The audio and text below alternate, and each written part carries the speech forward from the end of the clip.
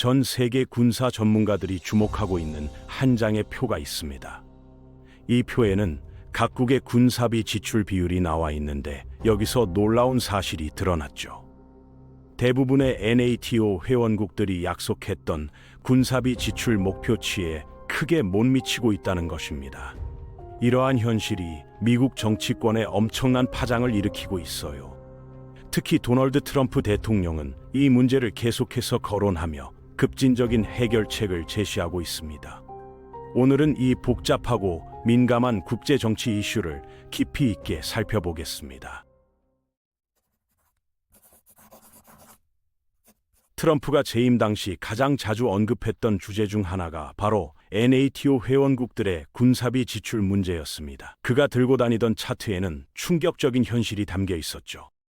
NATO 동맹국들 대부분이 국내 총생산 GDP의 1.8% 미만을 국방비로 지출하고 있다는 내용이었습니다. 이 상황이 트럼프를 매우 분노하게 만들었던 이유는 무엇일까요?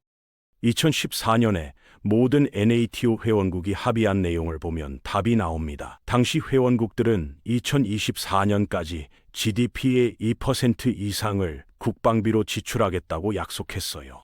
그런데 3년이 지난 2017년 상황을 보니 대부분의 국가들이 그 약속을 지키지 못하고 있었던 것이죠. 트럼프는 이런 상황에 대해 강력하게 반발했습니다.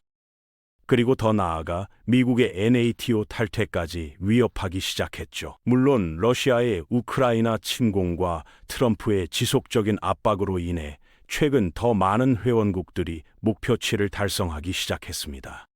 그런데 트럼프의 두 번째 임기 가능성이 높아지면서 상황이 달라지고 있습니다. 그와 함께 일했던 관계자들은 이번에는 정말로 NATO에서 탈퇴할 것이라고 말하고 있어요.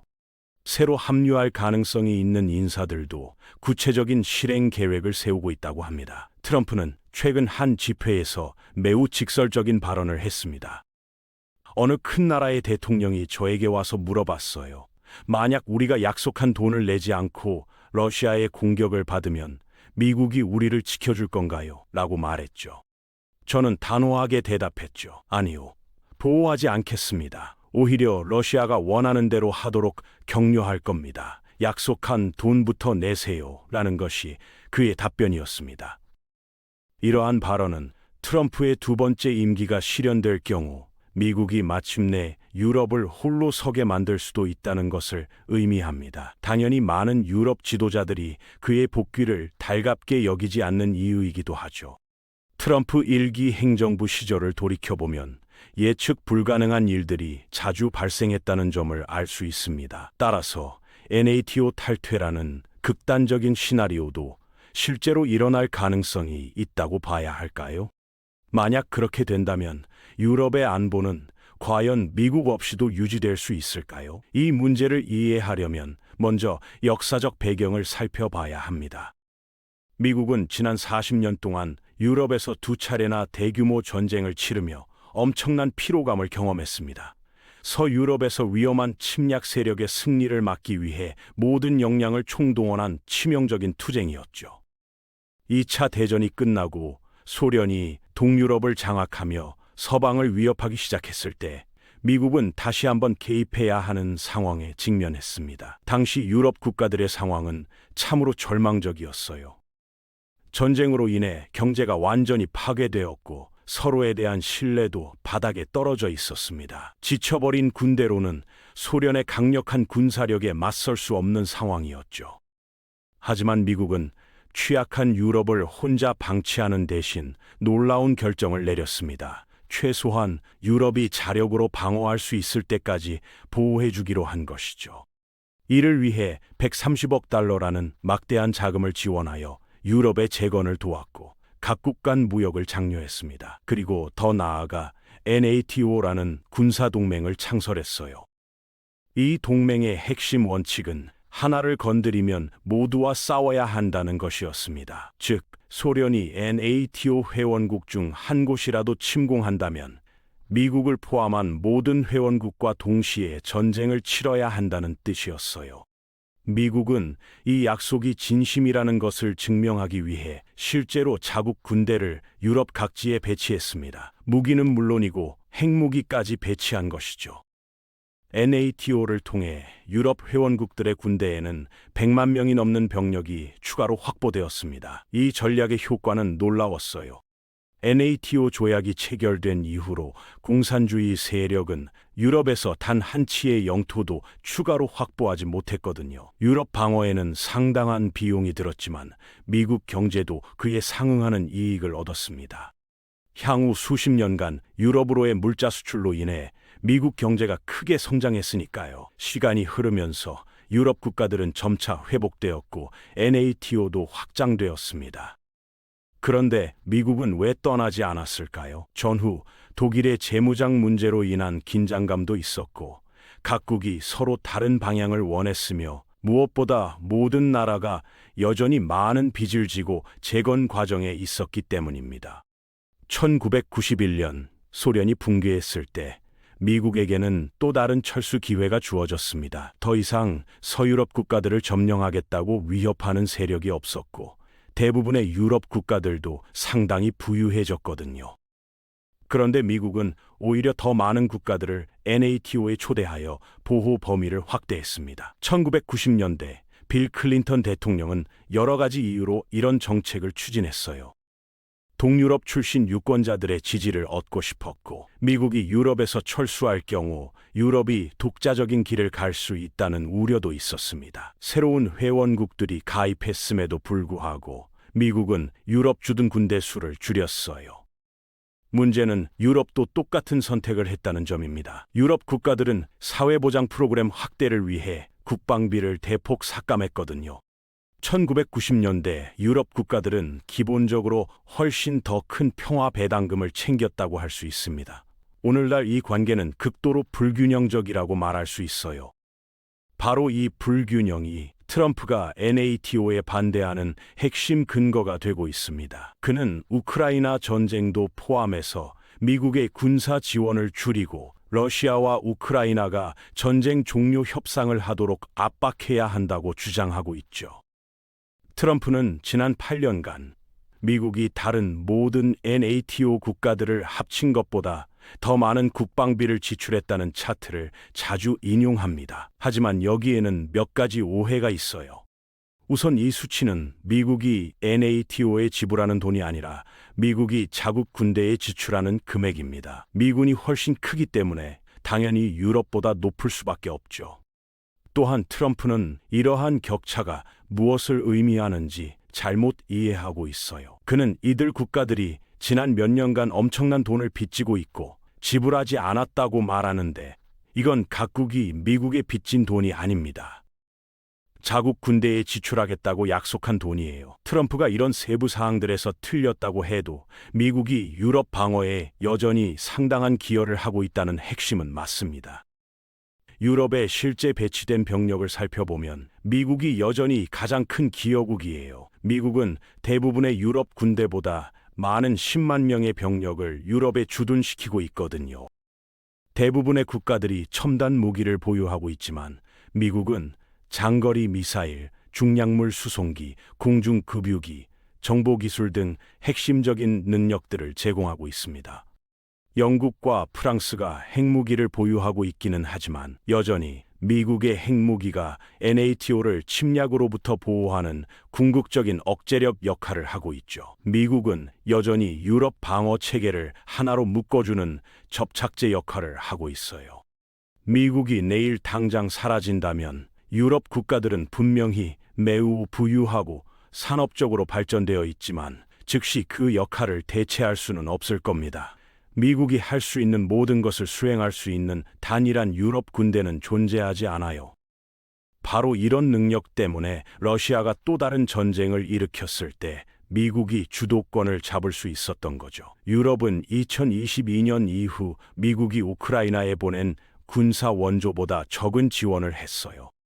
유럽연합 모든 국가를 합쳐도 미국보다 적었거든요. 더욱 놀라운 것은 유럽이 기부를 약속했던 많은 무기들이 결함이 있고 낡고 고장난 것으로 판명되었다는 점입니다.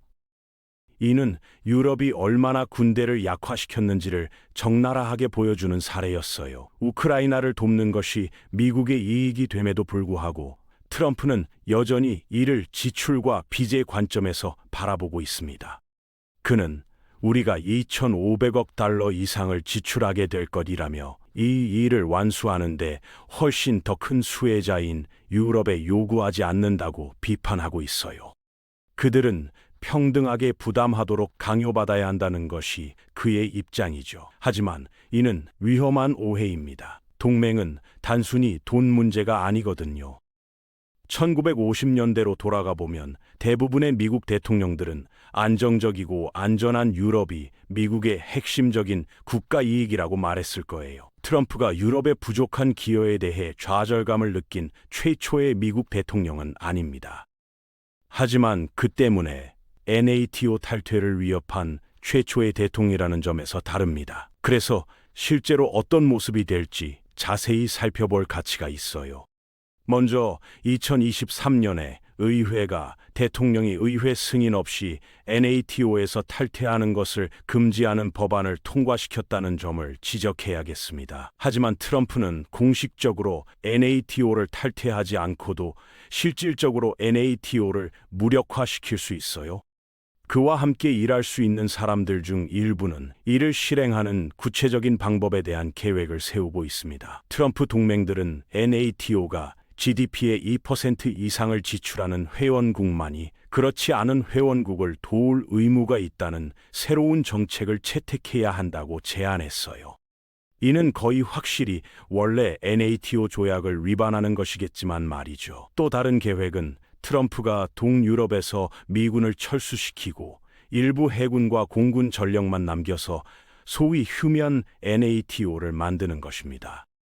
비상사태에서만 개입하도록 하자는 거예요. 보수적 분석가들과 전직 트럼프 관료들이 참여한 프로젝트 2025에서는 트럼프가 유럽이 핵무기와 소수의 다른 능력에 대해서만 미국에 의존하도록 NATO를 변형해야 한다고 주장하고 있습니다.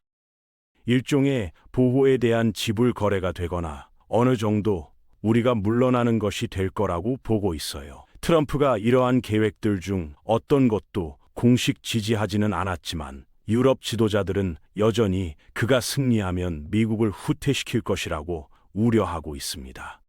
미군 없이는 위험할 정도로 준비가 되어 있지 않다는 것이 그들의 판단이에요. 유럽 NATO 회원국들은 합쳐서 190만 명의 병력을 보유하고 있습니다. 러시아군 침공에 대비하기에는 충분한 병력처럼 보이지만 최근 분석에 따르면 실제로는 30만 명 이상의 병력을 전투에 투입하는데 어려움을 겪을 것으로 나타났습니다. 지난 몇 년간 많은 유럽 군대들이 신병 모집 부족으로 규모가 축소되었거든요.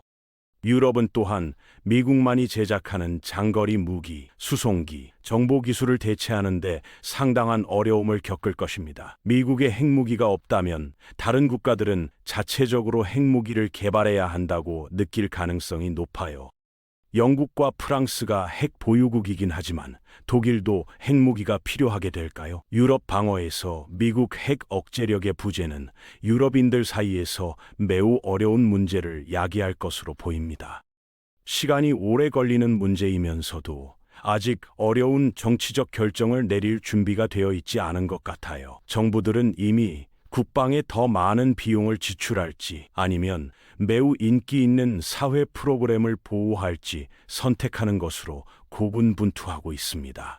또한 여전히 자신들을 어떻게 방어할지에 대해서도 합의가 이루어지지 않았어요. 많은 동유럽 국가들은 러시아가 가장 심각한 위협이라고 생각하는 반면 남유럽 국가들은 이민 통제에 더 관심이 있는 경향이 있습니다. 사실 유럽은 이 문제를 파악하는 데 더 많은 시간이 필요한데 트럼프는 시간이 필요할 때 시간을 주지 않을 수도 있어요. 그것은 마치 대형 유조선을 돌리는 것과 같습니다. 최악의 시나리오는 트럼프가 유럽은 부유하다, 그들은 스스로 할 수 있다, 우리는 나가겠다, 그들에게 달렸다고 말하는 것입니다. 트럼프의 상대인 카말라 해리스는 현상 유지를 고수할 것이라고 시사했어요. 저는 우크라이나와 NATO 동맹국들과 함께 강력하게 서겠다고 말했죠. 하지만 현상 유지를 계속하는 것도 실수일 수 있다고 생각할 이유가 있습니다. 유럽이 갑자기 자신을 방어해야 할 가능성이 있기 때문이에요. 지난 수십 년간 중국은 강력한 군대를 구축했고 미국의 동맹국인 대만과 전쟁을 시작할 가능성이 있습니다. 미국은 이를 억제하기 위해 꾸준히 더 많은 군대를 그 지역으로 이동시켜 왔지만 중국이 갑자기 공격한다면 미국은 유럽에 있는 많은 자원들을 그곳으로 옮겨야 할 것입니다. 이것이 바로 유럽을 계속 밀어붙여 준비하게 만드는 것이 중요한 이유예요. 이런 변화를 만들어낼 원동력이 필요할 거라고 봅니다. 5년에서 15년 후 충분한 시간이 주어진다면 유럽인들이 이를 해낼 수 있다고 확신합니다. 유럽인들이 그 격차의 대부분을 메울 수 있다고 생각해요. 몇몇 유럽 지도자들이 이미 주도권을 잡기 시작했거든요. 러시아와 국경을 접한 발트 3국은 오랫동안 NATO 회원국들에게 국방비 지출을 늘릴 것을 촉구해 왔습니다. 폴란드는 목표를 GDP의 3%로 인상하려고 하고 있고 프랑스 대통령 에마뉘엘 마크롱은 유럽군 창설이나 최소한 더 강력한 유럽을 만들 것을 제안하기도 했어요. 하지만 나머지 유럽 국가들도 이제 합류해야 할 때입니다. 미국은 그들의 방어에 많은 기여를 함으로써 얻은 영향력을 이용해 갑자기 물러나지 않는 방식으로 그들을 밀어붙여야 해요.